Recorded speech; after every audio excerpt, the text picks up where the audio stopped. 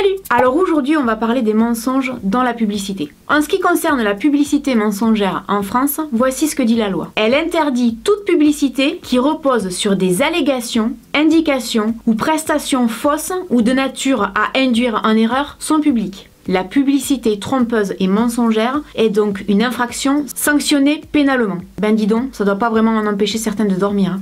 Alors vous savez que je vous poste régulièrement des vidéos vues à la télé, notamment parce que, comme vous, je suis influencée par la publicité pour acheter certains produits. En fait, le point de départ de cette vidéo est une photo sur laquelle je suis tombée il n'y a pas très longtemps et qui m'a vraiment interpellée. Je suis allée sur le web, j'ai surfé un petit peu à la quête d'informations sur la publicité mensongère et je suis tombée sur cette fameuse publicité avec Beyoncé qui est sortie donc en 2008 et qui a fait une grosse polémique. Alors je ne sais pas vous, mais moi personnellement je m'en rappelle pas du tout. En fait il s'agissait donc d'une photo pour une coloration et Beyoncé a été énormément blanchie. Ce qui fait qu'elle a été notamment appelée par les journaux américains Beyoncé la pâle. Tellement en fait elle avait été blanchie. Ça a fait un gros scandale aux États-Unis et l'année qui a suivi, elle a retrouvé sa couleur d'origine. Étonnant, non? Et c'est vrai que la première chose que j'ai pensé quand j'ai vu cette photo, c'est comment ils se foutent de notre gueule, franchement. Ce qui en revient en fait à la même chose que les fameuses crèmes anti-rides. Combien de stars de cinéma nous font de la publicité pour des crèmes anti-rides? Andy McDowell ou Kate Winslet.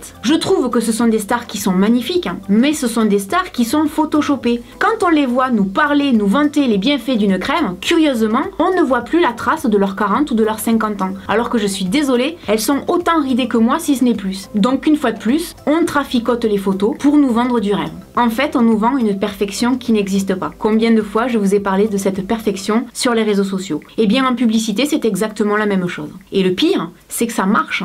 Le pire, c'est que ça fait rêver les gens, ça les fait consommer. Et par moments, ce que je ne comprends pas, c'est pourquoi ça fonctionne à si grande échelle. Prenons par exemple le cas des crèmes anti-cellulite. Je suis bien placée pour vous dire que ça ne fonctionne pas. Tout simplement parce que j'ai beaucoup de cellulite. Et croyez-moi, la cellulite incrustée, vous pourrez utiliser toutes les crèmes que vous voulez si vous ne faites pas un minimum de sport ou que vous n'allez pas par exemple chez un kiné ou en institut de beauté avec des machines spécialement conçues pour ça, vous aurez du mal à vous en débarrasser.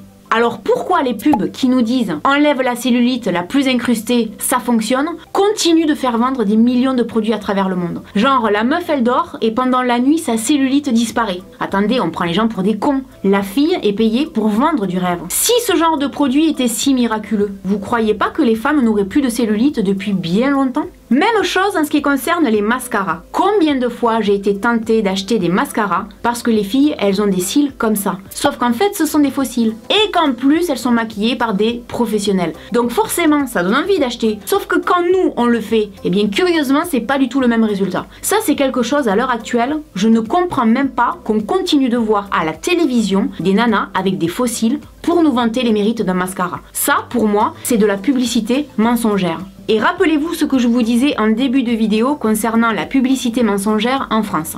Elle interdit toute publicité qui repose sur des allégations, indications ou prestations fausses ou de nature à induire en erreur son public. Excusez-moi, mais moi combien de fois je vois des pubs? Ah oui, elles m'induisent en erreur, il n'y a pas photo, parce que j'achète un produit qui fonctionne pas. Et pourtant ces pubs continuent d'être diffusées et j'ai pas vraiment l'impression que les marques soient sanctionnées. Autre cas bien connu, les fast-food. Quand on regarde la pub à la télé, ah ils donnent envie les hamburgers, hein, ça c'est vrai. Ouais, sauf que là aussi c'est fait en studio, avec de belles lumières, avec de très beaux aliments, de très belles couleurs, ça donne envie d'aller manger. Sauf que curieusement, quand on rentre dans un fast-food, quand on l'a dans l'assiette, eh ben c'est pas du tout pareil. Bon, et puis après avoir mangé, on va se laver les dents. Ouais, ben là c'est pareil. Combien de fois on voit des publicités à la télé pour des dentifrices qui rendent les dents plus blanches que blanches? Ben là, curieusement, non plus, ça fonctionne pas. Sauf que, comme c'est notre star préférée ou notre présentatrice télé préférée, ah ben là, sur elle, ça fonctionne. C'est vrai qu'elles ont des sourires ultra blancs et qu'on a tous envie d'avoir ce fameux sourire. Sauf que ce qu'on oublie de préciser, c'est que probablement elles vont très régulièrement chez le dentiste,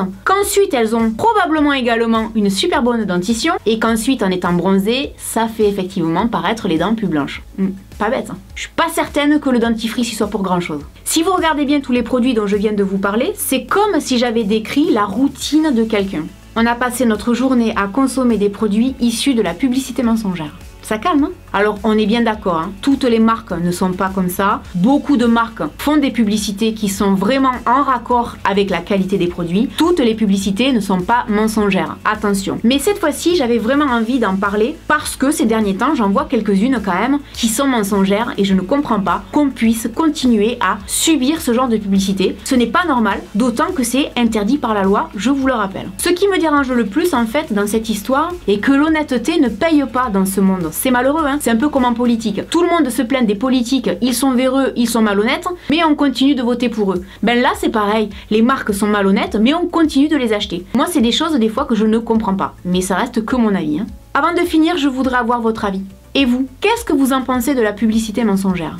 Est-ce que vous savez la détecter? Et d'après vous, quels sont les produits ou les marques à l'heure actuelle qui nous mentent? Voilà, j'espère que cette vidéo vous aura plu. Alors avant de finir, j'ai décidé de faire un concours avec une marque de bijoux que j'aime beaucoup, qui est la marque Sweet Bijoux, et qui vous propose de gagner donc 4 bijoux d'une valeur totale de 189 €. Vous retrouverez toutes les conditions de participation sur Instagram.